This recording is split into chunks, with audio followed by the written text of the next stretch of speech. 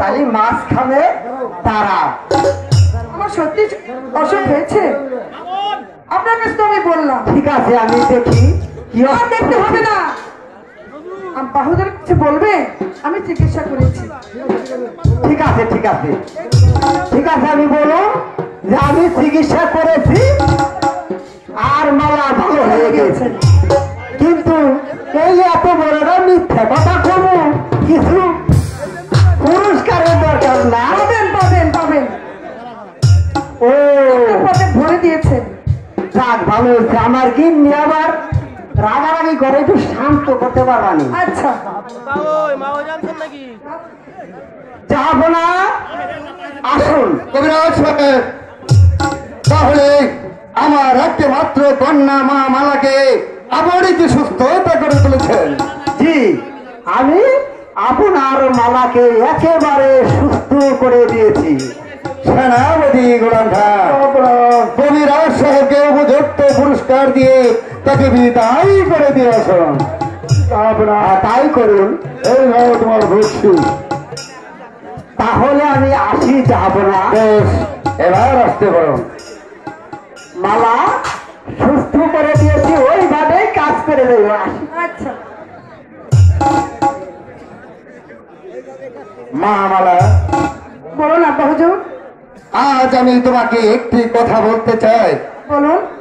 ওই আলিগড় যুদ্ধে আমি সেনাপতি গোলাম খানের সঙ্গে আমি যে প্রতিশ্রুতি দিয়েছিলাম, সে যদি আলিগড় যুদ্ধে জয় লাভ করতে পারে তাহলে আমি তাকে দিব একটি পুরস্কার।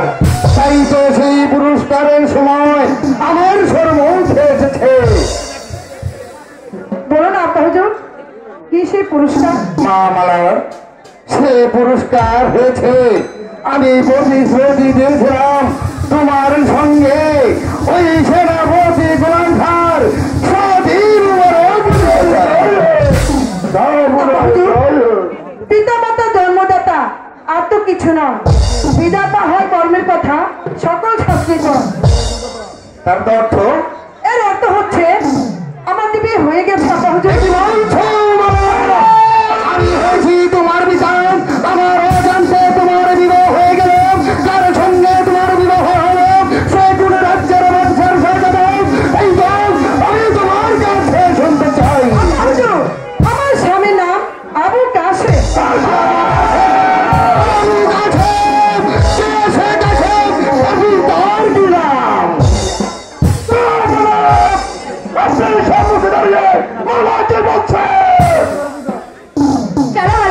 আমি এখান থেকে চলে যাই। সেনাপতি গোলাম খান, আজ আমি কিছুতেই ভাবতে পারছি না এমন দুঃসাহস আমার মেয়ের কেমন করে হলো। আমার অজান্তে সে বিবাহ করলো, এই দল আমি কিছুতেই বরদাস্ত করবো না। আজ আমি দেখতে চাই, আমি দেখতে চাই এই দিনে আমরা কেমন করে ধন্য রাখে। আমি তাহলে যাচ্ছি, যাবো না ওই সরলক্ষা সর্বস্বা আমি ওকে দুনিয়া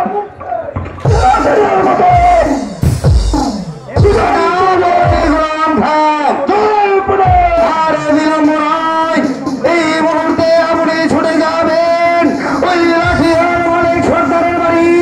আপনি গিয়ে আমার আদেশ জানিয়ে বলবেন আমার আদেশ হয়েছে